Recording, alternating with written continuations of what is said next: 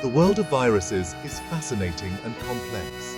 These tiny infectious agents are masters at survival, often causing a range of diseases in their hosts.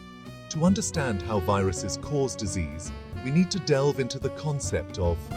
This term, derived from the Greek words pathos, suffering, and genesis, origin, refers to the process by which a viral infection leads to disease in its host. Viral pathogenesis encompasses a series of steps, beginning with the virus entering the host's body and ending with the manifestation of disease. It is a multifaceted process, influenced by a complex interplay between the virus and the host's immune system. Understanding viral pathogenesis is crucial for developing effective antiviral therapies and vaccines to combat viral diseases.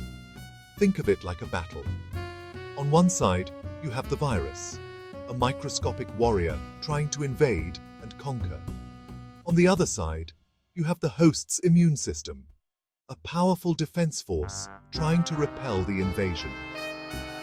The outcome of this battle, whether it leads to victory for the virus, disease, or the host, recovery, depends on several factors, which we will explore in the following sections. One of the most intriguing aspects of viral infections is that they don't always lead to noticeable symptoms.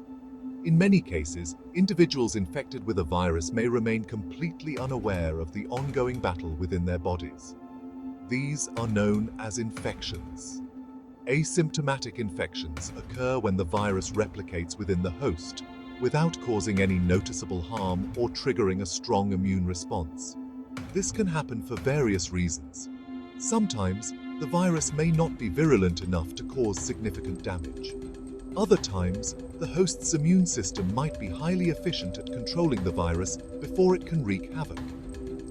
Asymptomatic infections, while seemingly harmless to the individual, play a crucial role in the spread of viruses. Since infected individuals show no symptoms, they can unknowingly transmit the virus to others, especially those who are more vulnerable to severe disease. This is particularly true for viruses with a high rate of asymptomatic transmission, such as the common cold virus or, in recent times, the virus responsible for COVID-19. While some viral infections are silent, others announce their presence with a range of symptoms.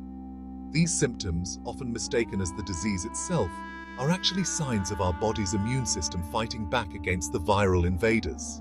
When a virus infects our cells, it hijacks their machinery to replicate and produce more viruses. This triggers our immune system to spring into action, deploying various defenses to neutralize the virus and limit its spread. This immune response can manifest in a variety of ways, leading to symptoms such as fever, fatigue, cough, sore throat, muscle aches, and rashes. For example, fever, a common symptom of many viral infections, is a result of the immune system releasing chemicals called pyrogens. These pyrogens act on the hypothalamus, the body's thermostat, to raise the body temperature, creating an environment less hospitable to the virus. Similarly, other symptoms like cough and sore throat are the body's way of trying to expel the virus from the respiratory tract. Section 4. Factors influencing the severity of viral infections. The severity of a viral infection can vary greatly from person to person. While some individuals experience only mild symptoms, others may develop severe illness requiring hospitalization. This variation in disease severity is influenced by a complex interplay of host and viral factors. Host factors that can influence the outcome of a viral infection include age, overall health, nutritional status, and immune competence.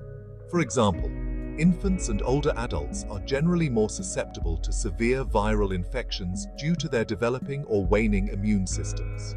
Similarly, individuals with underlying health conditions, such as heart disease, diabetes, or HIV/AIDS, are also at higher risk of complications from viral infections.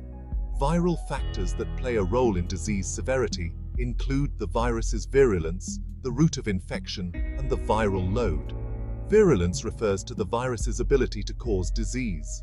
Some viruses are inherently more virulent than others, meaning they are more likely to cause severe illness. The route of infection also matters. For instance, viruses transmitted through the respiratory route, like influenza, can spread more easily and cause more severe disease than viruses transmitted through bodily fluids, like HIV. Section 5. The course of infection. Acute versus chronic. Viral infections can follow different courses, broadly classified as acute or chronic. Understanding the difference between these two types of infections is crucial for managing viral diseases. Acute infections are characterized by a rapid onset of symptoms that typically resolve within a short period, usually days to weeks. These infections are often accompanied by a robust immune response that effectively clears the virus from the body. Examples of acute viral infections include the common cold, influenza, and norovirus gastroenteritis. Chronic infections, on the other hand, are characterized by a prolonged course of infection, lasting for months, years, or even a lifetime.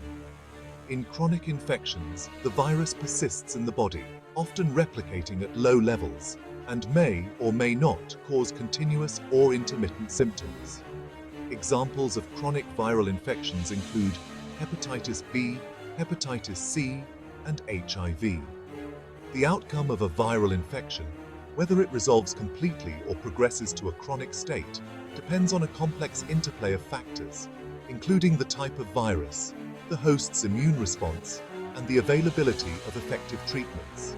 Chronic viral infections can have significant long-term consequences for health, potentially leading to chronic inflammation, organ damage, and an increased risk of certain cancers.